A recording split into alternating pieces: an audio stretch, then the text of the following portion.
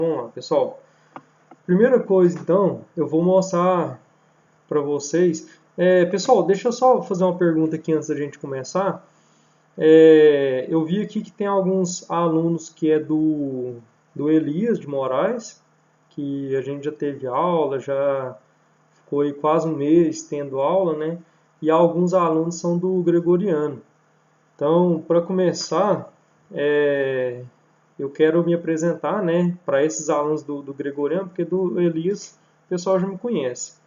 Então, gente, eu sou o professor Rodrigo, né, já estou dando aula aí de biologia, ciência, já tem muito tempo. E eu trabalho em duas escolas, trabalho no Elias e trabalho no Gregoriano Canedo. Então, pessoal, vou começar então falando aqui sobre a provinha que eu passei no Google Forms, né? Então a gente vai comentando aqui sobre a provinha. Então tá aqui a avaliação, tá dando certo para ver aí, né? É o seguinte, pessoal. Então, por essa provinha aqui, a gente vê que a maioria dos alunos ficaram com uma pontuação de 2 pontos, né? Então aqui pelo Google Forms a gente consegue ver qual foi a pergunta que foi mais errada. Então é uma ferramenta muito boa. Quem sabe aí até no ano que vem, eu acho que muitas escolas têm laboratório de informática, né? Então quem sabe no ano que vem, quando voltar, mesmo voltando presencial, a gente continua fazendo essas provas no Google Forms, no laboratório de informática da escola. É uma forma da gente estar economizando papel, né? Então, assim, está contribuindo para a natureza e é uma economia de dinheiro aí também. Então, gente, é o seguinte.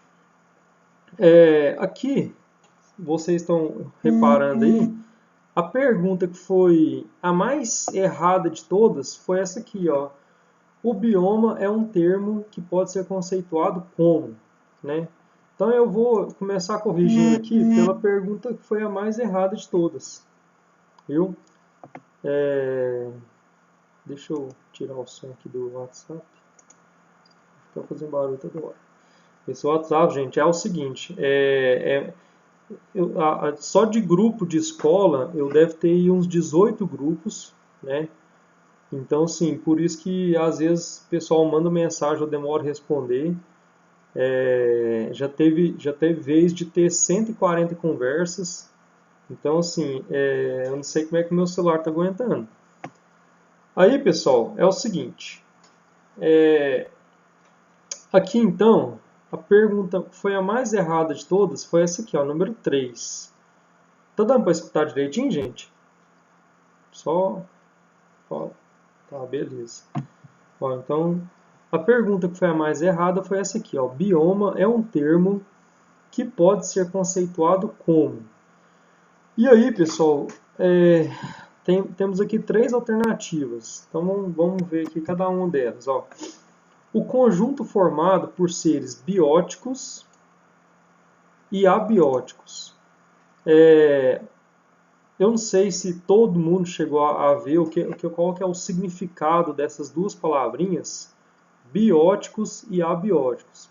Então, assim, seres bióticos são aqueles seres que possuem vida, né, ou já possuíram vida, certo? Então, por exemplo, uma borboleta, ela é um ser biótico, ela possui vida. Um tronco de árvore, ele é um ser biótico, porque ele já possuiu vida. Então, seres bióticos é isso aí.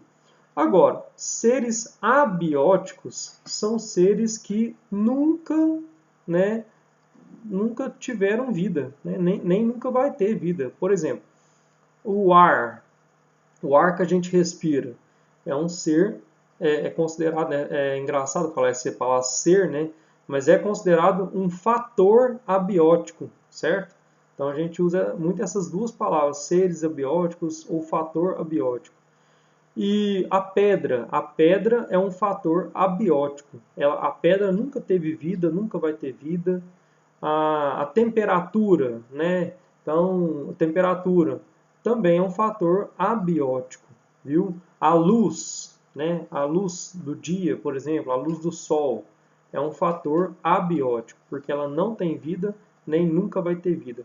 E, por último, um fator abiótico que muitas pessoas confundem é a água.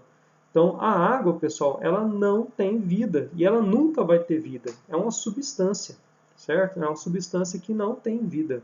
Certinho, pessoal? Alguém ficou com alguma dúvida aí, gente, sobre essa explicação? Só me dá o retorno aí para eu saber que você está todo mundo vivo aí. Beleza.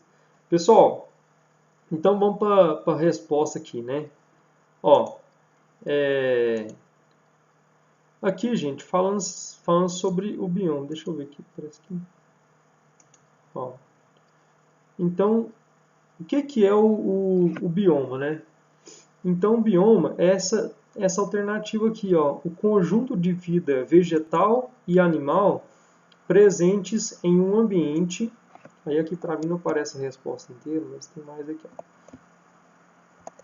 que possui condições naturais parecidas e historicamente foi influenciado pelo mesmo processo de formação.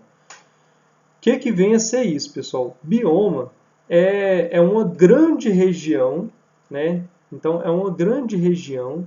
Aí aqui, ó, vamos pegar aqui, ó, no Google aqui, ó, biomas brasileiros. Biomas brasileiros.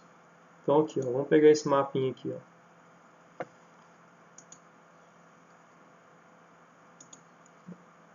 Ó, biomas brasileiros. Tá dando para enxergar aí, né? Então aqui, pessoal, beleza, né? Pessoal, então aqui, ó, aqui a gente tem um exemplo dos biomas brasileiros. Olha aqui, ó, a Amazônia é uma grande região, né? Só que a Amazônia, pessoal, é um bioma que ele vai muito além das fronteiras do Brasil. Ele vai para outros países. Então, Guiana Francesa, Venezuela, Bolívia, Peru. Então, vai para muitos outros países, né? E o que faz ele ser um bioma é o fato de ser uma grande região, primeira coisa. Então, a gente está vendo aqui que é uma grande região e ela tem um clima quente e chuvoso. Então, é uma grande região que tem mais ou menos o mesmo clima, né? Um clima muito quente, né? E um clima muito chuvoso também, né? Então, isso faz com que árvores dessa grande região sejam mais ou menos parecidas. E as árvores sendo mais ou menos parecidas, vai ter também animais mais ou menos parecidos. Vão ter uma certa predominância de certos animais. Então você vai encontrar nessa grande região mais ou menos o mesmo tipo de planta, o mesmo tipo de fauna, né, que são os animais. Então, todas essas coisas semelhantes, né, vai caracterizar o bioma da floresta amazônica. Agora, se a gente for para o bioma da Caatinga, né, que é um bioma que fica aqui na região nordeste do Brasil, a gente já vai ver que o clima aqui é diferente, né, é uma grande região, o clima é diferente, né, e por ter um clima diferente, as plantas vão ser diferentes, os animais vão ser diferentes, então a gente já está num ambiente diferente. Então a gente vai falar que a gente está em outro bioma. Vocês estão entendendo? Conseguiram entender? Sim ou não, gente? Se não tiver entendido, pode falar, viu? Então, pessoal, aqui a gente tem outros biomas, né? Então aqui, ó, bioma Cerrado, que está no coração do Brasil. Então é o bioma onde a gente mora, né? A nossa região aqui é uma das características mais marcantes do Cerrado é a presença de árvores com troncos tortuosos. Você vê que a árvore ela tem um tronco tortuoso, tem uma casca grossa, né? E isso é uma característica do bioma cerrado. E o interessante é que o bioma cerrado ele é bem parecido com o bioma savana, da savana africana, pessoal. Então, lá do filme lá do Rei Leão, por exemplo, né, eles vivem numa savana, né? E aqui no Brasil a gente também tem uma savana, só que a nossa savana a gente chama de cerrado, viu? Então é um bioma muito grande, é o segundo maior bioma. Aqui, pessoal, de vermelho é um bioma que a gente está vendo muito falar aí, que é o Pantanal. E a principal característica do Pantanal é ser uma região de planície, quer dizer que o terreno, a topografia do Pantanal é um terreno plano, né? Não é igual aqui em Monte Carmelo, por exemplo, que você tem, você está lá no alto da Belo Horizonte, por exemplo. Alguém que mora no alto da Belo Horizonte? Fala aí pra mim. No alto da vila. Alguém mora aqui no alto da vila? Quem falou? Eu escuto. Ah, tá. Alex mora no alto da vila. Então, vamos pegar o exemplo do Alex. Ele mora no alto da vila. Se o Alex pegar a bicicleta dele e descer a Avenida Belo Horizonte, ele vai precisar de pedalar? Sim ou não, Alex? Então, porque a gente está descendo um vale, né? Uma região bem inclinada, né? Então, por isso que a bicicleta vai pegar o embalo ali, se não tomar cuidado, é perigoso. Então, o que acontece? No Pantanal não existe isso. Então, lá no Pantanal você não vai descer uma descida desse jeito. Vocês estão entendendo? Por quê? Porque o terreno lá, ele é plano. Ele é um terreno que não tem ondulações no terreno. Não é igual aqui em Monte Carmelo que você tem.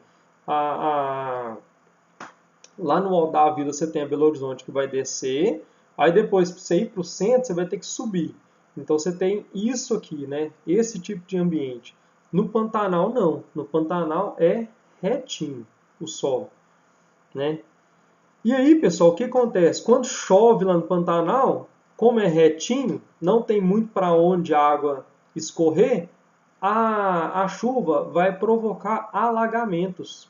Então, é a principal questão do Pantanal, a principal característica dele é ser uma planície alagada de tempos em tempos. Então, quando está na época da chuva, fica bem alagado. Na época da seca, que é o que a gente está passando agora, né? Esse clima mais seco, não tem muitas chuvas, a gente tem uma redução no volume dessas lagoas. Então, pessoal, é justamente nessa época que está seco que algumas pessoas provocam queimadas, né? Vendo aí a destruição que a gente vai até falar disso em algumas questões mais para frente. Beleza? Pessoal, então bioma é isso aí que eu acabei de explicar, certo? Eu vou ver aqui se tem mais algumas questões aqui que a gente pode comentar para depois já corrigir do PET, senão não vai dar tempo, viu? Então essa aqui, a maioria das pessoas acertaram, foi a que mais teve acertos. Ó. Segundo a teoria científica, o efeito estufa vem contribuir para a elevação média das temperaturas no planeta. Esse fenômeno é um processo. O efeito estufa, pessoal, é um processo natural, porém é intensificado pela ação humana. Então essa aqui a maioria das pessoas acertaram. Essa aqui muita gente acertou também, ó. Nosso país está próximo ou distante das bordas das placas tectônicas? Então, se a gente for olhar aqui, ó, placas tectônicas. Então, vou pegar essa imagem aqui. Ó, não sei se vai dar para ver direitinho. Mas aqui, pessoal, ó. A placa aqui não está dando para ler direito, viu? Então tá aqui, ó, placa sul-americana. Então essa aqui é a placa onde está o nosso país. E o Brasil, essa região que eu estou circundando aqui, ó, ele está bem no meio da placa sul-americana. Então é por isso que a gente não tem terremoto, não tem, assim, lógico que tem alguns, né, alguns eventos, igual teve lá na Bahia uns tempos atrás aí, o pessoal até assustou lá. Mas os terremotos aqui no Brasil é muito raro, né? Agora, quem vive nas bordas das placas, né, essa região aqui, ó, das bordas, a borda da placa, da nossa placa aqui, aqui já tem muitos terremotos, viu? Vulcões, então, terremoto, vulcão, são formação de ilhas no oceano, acontece nas regiões das bordas das placas tectônicas, nessas linhas aqui, ó. Aqui no meio não, aqui no meio não tem nada, graças a Deus, né? Pessoal, se alguém tiver alguma dúvida, quiser falar alguma coisa, viu? Não fica com vergonha não. Se vocês quiserem, depois se vocês quiserem ligar as câmeras pra gente conversar, não sei, vocês que sabem, viu? Vamos fazer assim, essa aula eu não vou pedir isso não, mas quem sabe, né? Fica mais interessante aí a gente conseguir se ver e sei lá. Pessoal, então vamos lá. A número 3 eu já respondi.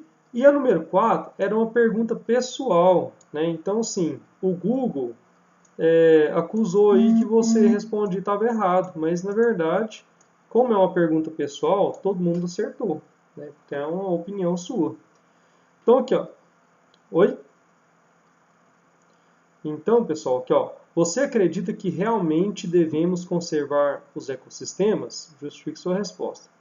Então, pessoal, essa questão de conservar o ecossistema na verdade, é uma questão muito importante. Por quê?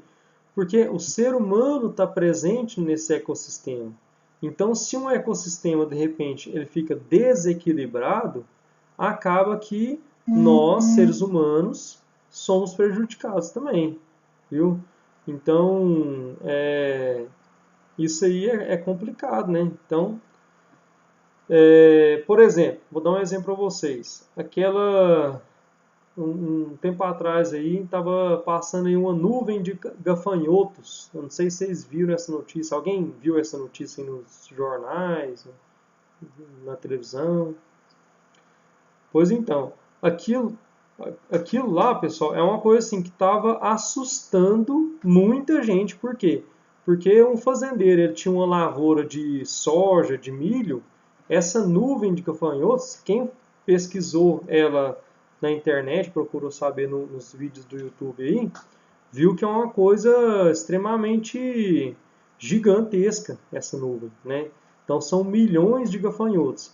E eles podem acabar com a plantação em poucos dias, né? E não tem o que fazer, não adianta você pensar assim, igual eu estava assim, acompanhando essas notícias, né? E estava assim, parece que o governo brasileiro ia assim, não é só o governo, os agricultores, né? Eles iam se juntar, se unir, né? Porque estava todo mundo morrendo de medo dessa nuvem de gafanhotos, ia juntar ali 400 aviões, daqueles aviões que dá combate em lavoura, para tentar jogar veneno nessa nuvem de gafanhotos para tentar ver o que fazia.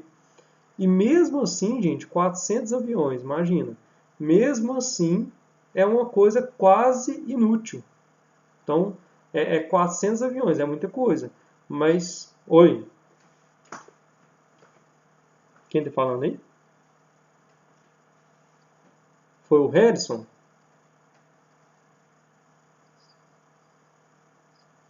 Ah, tá. Não, certinho. Aí qualquer coisa aí vocês podem avisar, gente. Viu? E aí vocês imaginam, 400 aviões contra 40 milhões de gafanhotos. Então, é complicado, viu, gente? Então, e aí, pessoal, de onde que vem esses gafanhotos? Provavelmente de um desequilíbrio. Então, foi alguma coisa que aconteceu, né? Isso acontece, né? Lá em outros países acontece, mas é algum desequilíbrio, alguma coisa, né? Provocou um desequilíbrio e aí esses gafanhotos começaram a se multiplicar, certo? Então, isso aí é um exemplo do que um desequilíbrio pode atingir nós, seres humanos. A gente não está isolado no ambiente, não. A gente está convivendo junto com os outros seres vivos. Pessoal, então agora que a gente já terminou de fazer a correção aqui dessa atividade, eu vou só colocar o carregador aqui no notebook, senão vai acabar a bateria do notebook. Só um minuto.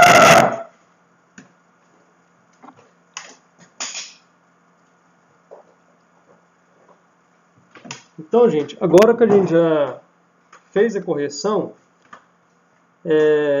eu vou tentar, das questões, eu vou fazer a correção do PET 4, viu? Então, eu vou colocar aqui na tela o PET 4, tá dando para vocês verem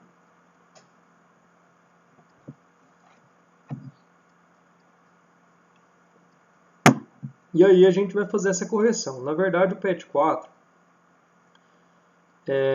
ele trouxe algumas questões do sexto ano. Então, pode ser que vocês já tenham visto algumas coisas aí do PET 4, do sétimo ano, no sexto ano. Isso aí é um problema assim, que eu estou percebendo nesses PETs da Secretaria de Educação, que está repetindo conteúdo. Isso aí é ruim demais. Ó, vamos lá, pessoal. Então, aqui, ó, primeira semana. Vamos ver aqui, ó. Primeira semana fala justamente sobre queimadas. Então, falando sobre queimadas, né, que provocam prejuízo ao solo e à produção. E é justamente o que está acontecendo, assim, sendo noticiado muito mesmo, e a gente vê isso no Monte Carmelo. Não sei se foi, eu acho que foi domingo, esse domingo agora.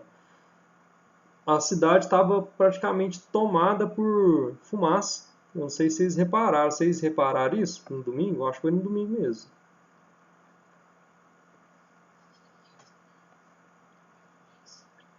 Pois é. Então, e sim, tava feio, né? O clima, tava assim, o ambiente, você não conseguia ver o céu, mas não era nuvem, era um trem esquisito. E assim, é terrível, né? Oi?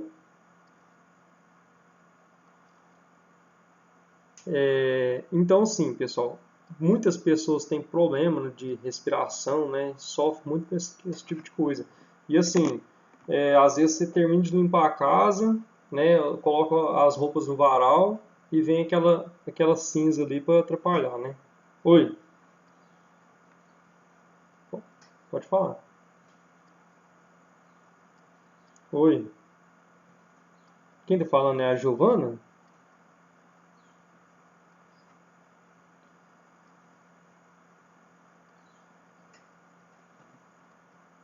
Pode falar, Giovana.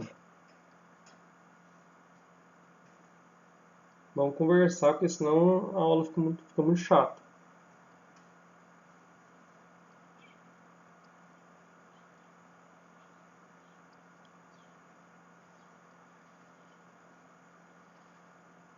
Então, é muito feio, né? Muito triste. E aí, pessoal, esse PET 4, ele fala justamente sobre um pouco sobre isso. Olha aqui, ó, primeira pergunta. Cite a finalidade das queimadas, da prática das queimadas pelos agricultores. Então, aqui no texto, pessoal, a gente vê que na primeira linha a função da queimada para o agricultor. Então, aqui, ó, utilizada para o plantio, para preparar o solo para o plantio. Então, vou até dar um Ctrl C aqui, não tem problema nenhum, né? E colocar aqui, ó. Então, realmente, deixar de vermelho. Então, realmente, pessoal, as queimadas, elas são utilizadas na agricultura. A gente fala essa expressão para renovar o pasto. Então, essa queimada ela é utilizada muito para quem cria gado, né? Na pecuária, né? Então, para quem cria animais que estão pastando ali, ó, o que acontece? Na época da seca, aquele capim, né, fica todo bem sequinho mesmo, e aí o agricultor vai lá e coloca fogo naquele capim para que nasça ali, né, vai nascer ali um capim verde, né, que vai ser bom para os animais. E a gente chama isso de renovar o pasto. Só que é uma técnica muito prejudicial, certo? E a gente vai ver aqui por quê. Ó, enumere os danos que essa prática primitiva causa ao solo e aos recursos naturais. Pessoal, eu vou colocar aqui resposta bem curtinha para a gente não ficar perdendo muito tempo aqui, né, viu? Ó, então, qual que é o prejuízo da queimada para o agricultor, né? O agricultor coloca a queimada ali para renovar o pasto, mas será que isso realmente é bom para ele mesmo? Então a gente vê aqui, ó, o principal prejuízo, pessoal, é, é a perda. Tem alguém aqui que está entrando. Boa tarde. Pessoal, então aqui, ó, perda da fertilidade do solo. Então, perda da fertilidade do solo. Aí eu vou colocar aqui, ó, morte de micro-organismos. Gente, então o que faz? Quando... Oi? Harrison?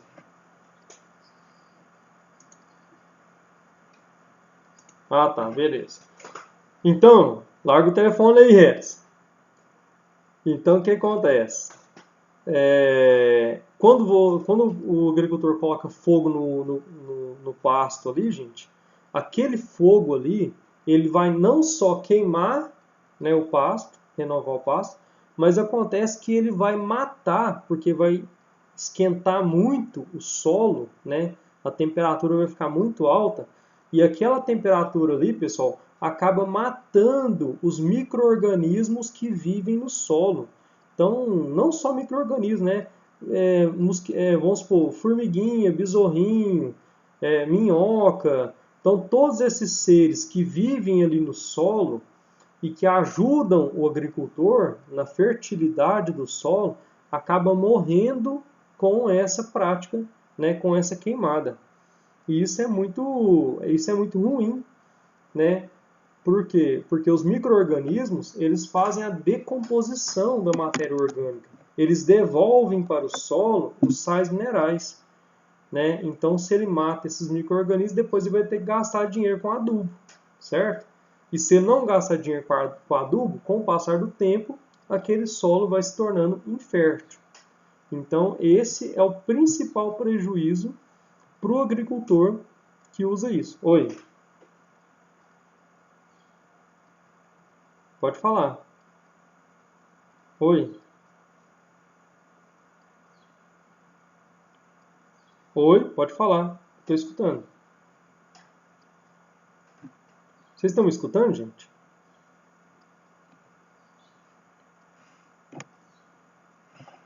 Ah, tá. Então, gente, quem quiser falar, pode falar, viu? Eu estou escutando perfeitamente aqui. Até mais do que precisa. Pessoal, então, assim que alguém quiser falar, pode chamar aí, perguntar que a gente vai conversando aqui, viu? Senão a aula fica muito chata. Pessoal, então vamos para a letra C aqui, ó. As queimadas alteram a composição química da atmosfera? Quais consequências essas alterações podem trazer para o planeta? Então, a primeira resposta é sim, né? Elas alteram a composição química, né? Oi, oi, pode falar. É a Giovana?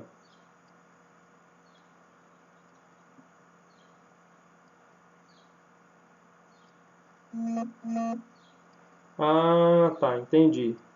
Então, um dos problemas dessas aulas online assim, é realmente a conexão da internet, né? Então, às vezes pode cair a conexão aqui em casa, pode cair na casa de vocês, e aí a gente... Ah, tá, entendi. Então, se acontecer, vocês podem falar, viu? Não tem problema não. Agora tá dando para escutar certinho? Beleza. Então, pessoal, as queimadas alteram a composição química da atmosfera? Sim. Então, a primeira resposta é sim, vou ter que usar meu teclado está falhando, pois acrescentam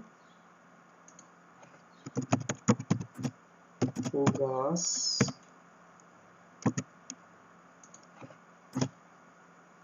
carbônico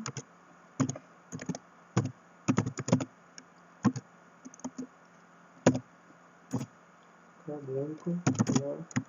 atmosfera.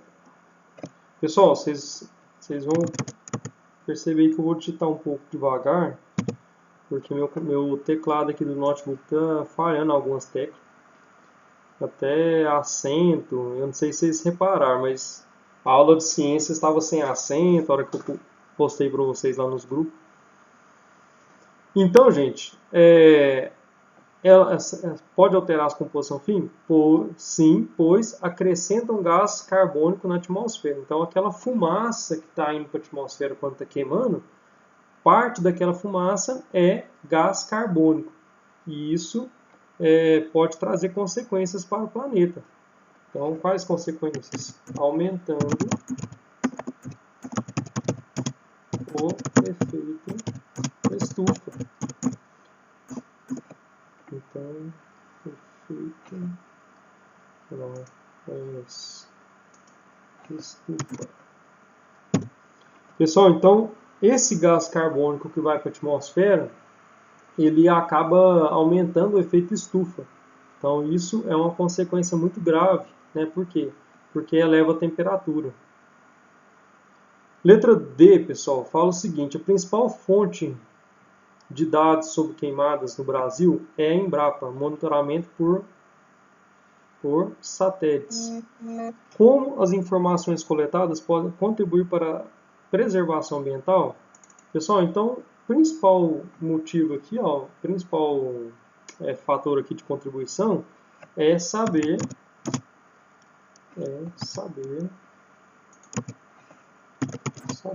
onde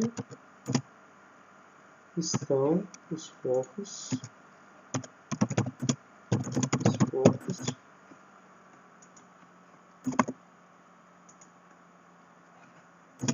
e assim controlar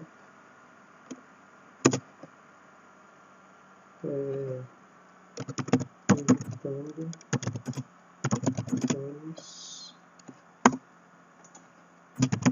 maiores. Pessoal, então eu vou mostrar para vocês aqui rapidinho, porque já está vencendo um pouco do tempo da aula aqui, ó, uma imagem, um site para vocês, que é esse aqui, ó, queimadasdgiimp.br. Então aqui, ó, esse site, pessoal, ele mostra imagem de satélite, né? E você pode controlar, você pode colocar aqui, ó, vamos supor, município, Monte Carmelo. Tá dando para ver aí, pessoal? Vamos colocar aqui, será que aparece Monte Carmelo? Município. Vou colocar aqui, Brasil. Esse site é um site bem interessante, viu, gente? Vou colocar aqui, Minas Gerais. Vamos ver se aparece o município Monte Carmelo.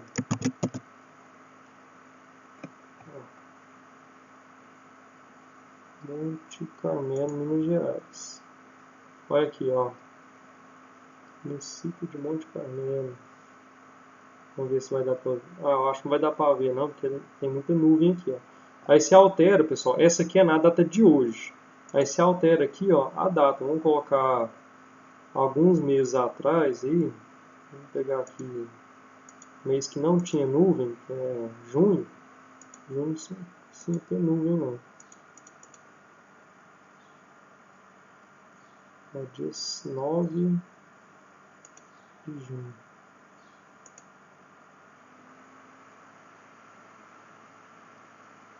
Mesmo assim, tem medo. Vocês estão conseguindo ver aí, pessoal? Ó, então, nesse site aqui, a gente consegue observar, você escolhe aqui a data, você escolhe se quer ver, vamos supor, bioma, né? Então, vamos supor, Pantanal. Deixa eu alterar aqui para ver o que vai dar. Então, por esse site aqui, pessoal, você consegue observar, esse aqui é porque está aparecendo aqui nomes, tá vendo? Então, por esse site aqui, você consegue saber, né? Vou colocar todos os sites. Aqui, ó. Aqui vai aparecer esses pontinhos aqui, ó. Então, esses pontinhos são os focos de incêndio, né, captados pelos satélites nessa data aqui, ó, 9/6/2020. Tá vendo? Então, assim, é um site bem interessante, né? Você consegue pegar, assim, por bioma, igual Pantanal. Pantanal estava tendo muita queimada, né? Então, você colocou aqui Pantanal, aplicar, aí vai mostrar aqui, ó, o Pantanal, a região do Pantanal. Só que, como são muitos dados, né? Isso aqui às vezes demora um pouco. O próprio site te fala, assim, pode demorar um tempo para ele te dar esses dados, né? Mas é um site bem interessante, só você colocar lá queimadas.dgi.imp.br. Você coloca esse site, aí aqui você vai ver que tem várias coisas. Eu não mexi no site completo não, mas que tem várias coisas aqui para você olhar se está tendo queimada, onde está tendo mais queimada, se é em Monte Carmelo, se é em Uberlândia, dá para ver muita coisa aqui, bem interessante esse site aqui. Se não tiver as nuvens aqui atrapalhando, né? Às vezes tem, dependendo da quantidade de nuvens, você não consegue ver nada. E aí, pessoal, por esses sites a gente consegue esses dados, né? Ó, a número 2, pessoal, eu estou percebendo aqui que não vai dar tempo de corrigir a semana 2, a gente vai ficar só na semana 1 mesmo. Mas vamos lá para a número 2. A número 2 fala para a gente ler um texto que é justamente sobre queimadas no Pantanal, né? E aqui fala o seguinte: compare os dados de queimadas dos meses de agosto a outubro de 2018 a agosto a outubro de 2019.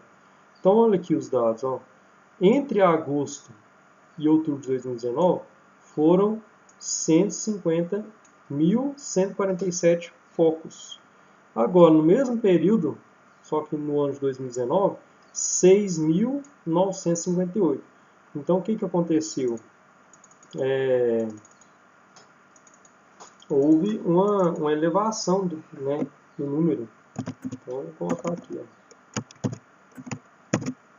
Houve uma elevação de... Aí deu um dado aqui interessante, que é esse aqui, ó. 506% o número de focos. Vou colocar esse aqui. Número de focos. Aí, gente, se tiver alguma coisa errada aí na escrita aí, é porque o teclado está falhando aqui, né? Então, teve uma elevação muito grande no número de focos. Depois, como as queimadas colocaram em risco a vida dos animais silvestres, colocam em risco a vida dos animais silvestres, podendo levá-los à extinção. Ó, uma das formas é matando, né, o fogo. Infelizmente, aí, a gente viu muitos casos de animais morrendo queimados, né? É triste demais mesmo. Então, o fogo mata os animais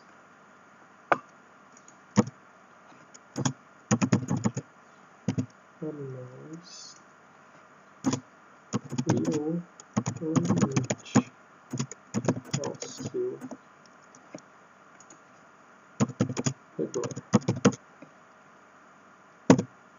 Então, pessoal, é muito triste mesmo, mas a gente percebeu aí em muitas fotos aí que circularam animais morrendo, né, sendo queimados vivos, né? Então é muito triste.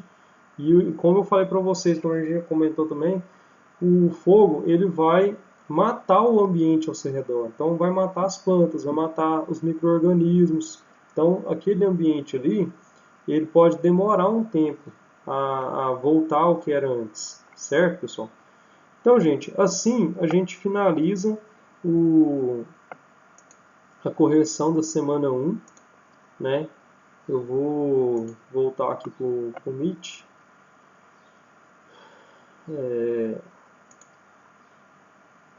Então, assim a gente finaliza a semana 1 do PET 4, né? E queria saber de vocês aí, né? A gente tem mais 8 minutos até começar a próxima aula. O que vocês acharam aí dessa primeira aula? Foi boa? Foi ruim? Foi muito chata? O que vocês acharam aí, pessoal? Foi boa? Mas quem sabe aí na próxima aula? Quem sabe aí na próxima aula? Ah, tem muitas conversas aqui no chat que eu não consegui ver, viu, gente? Quem sabe na próxima aula a gente ativa aí as câmeras, todo mundo vai se ver, a gente vai conversar de uma forma mais humana, né? Não tão máquina como a gente está conversando agora. O que vocês acham, gente? Vocês vão ficar com vergonha?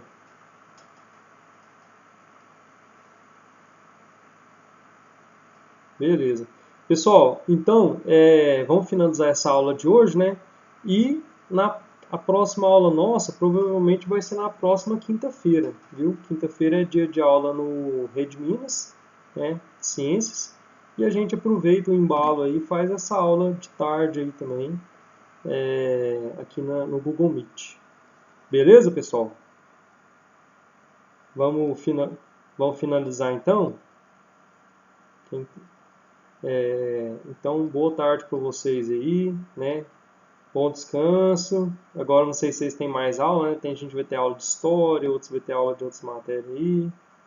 Então, até mais, pessoal. Senão a gente vai acabar pegando o horário de outros professores aí.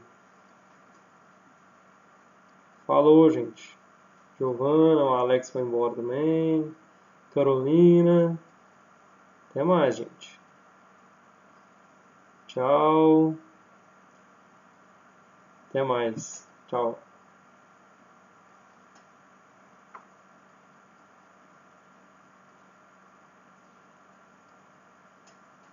A Cássia está fazendo todas as atividades, né, Cássia? Seu pet está bem em dia.